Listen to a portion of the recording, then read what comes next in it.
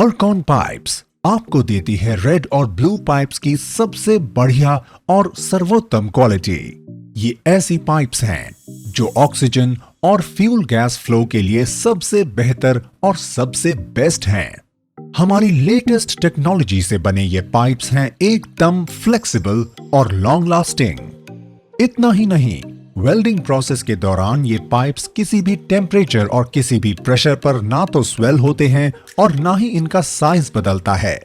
जहां आम पाइप्स 3 बार के लो प्रेशर में स्वेल होने लगती हैं और जगह जगह से लीकेज की प्रॉब्लम शुरू हो जाती है, वहीं आर्कॉन पाइप 8 बार के हाई प्रेशर में भी ज्यों की त्यों ही रहती है और आपको लीकेज से भी पूरी सुरक्षा प्रदान करती है। इससे न तो आपको बार बार पाइप बदलने की परेशानी रहती है और न ही किसी खतरे की। आर्कॉन पाइप्स रखती है आपकी सुरक्षा का पूरा ख्याल, वो भी पूरी गारंटी के साथ। ये पाइप्स हैं एकदम लाइट वेट और हैं इजी टू हैंडल।